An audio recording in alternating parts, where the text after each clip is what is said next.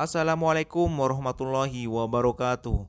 Terima kasih karena telah mengklik video ini. Terima kasih juga saya ucapkan kepada semua teman-teman yang telah subscribe channel ini. Dan bagi teman-teman yang baru menemukan channel ini, support channel ini dengan like, share, subscribe, serta nyalakan loncengnya agar dapat notifikasi jika saya upload video-video penting selanjutnya. Masih bersama dengan saya Yanto Bulu Gagung Channel, channel yang biasa memberikan informasi seputar warga negara Indonesia atau tenaga kerja Indonesia yang bekerja di luar negara, khususnya bagi mereka yang bekerja di Malaysia. Aduan yang saya terima dari beberapa teman yang pulang dari Malaysia yang transit di Jakarta mengatakan ada unsur pemaksaan dari oknum-oknum yang tidak bertanggung jawab supaya ikut melakukan karantina di sebuah hotel.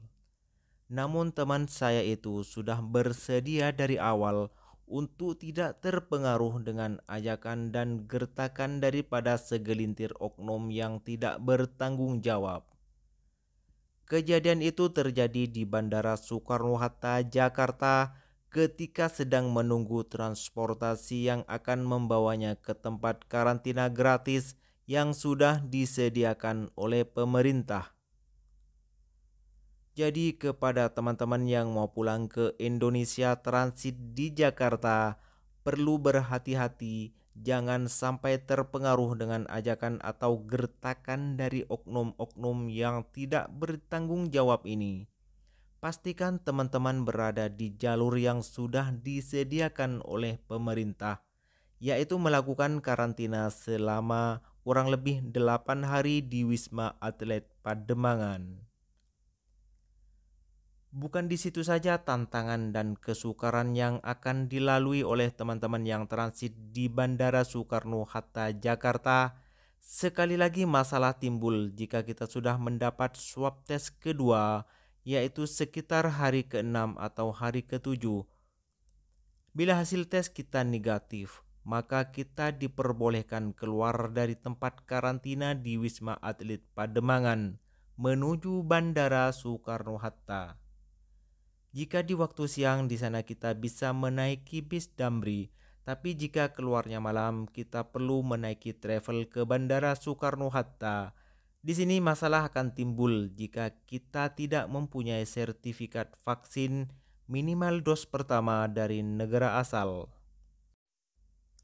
Ini karena syarat penerbangan domestik khususnya di Bandara Jakarta di masa penerapan PPKM ini mewajibkan sertifikat vaksin dan swab tes PCR. Penting untuk kita ketahui bahwa counter pemberian vaksin di Bandara Jakarta ini hanya akan beroperasi pada jam 8 pagi.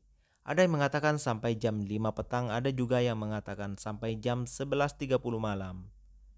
Jadi apabila kita tidak mengetahui perkara ini dan tiket pesawat kita di bawah jam 8 pagi, sudah tentu tiket kita akan hangus.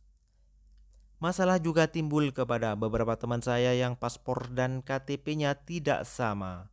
Ini karena syarat untuk mendapatkan vaksin di Bandara Jakarta perlu ikut data yang ada di KTP. Sedangkan semua dokumen yang dari luar negara seperti swab tes PCR ikut data yang ada di paspor. Jadi kalau teman-teman tidak mengetahui perkara ini, sudah tentu akan terjadi masalah di Bandara Soekarno-Hatta nanti.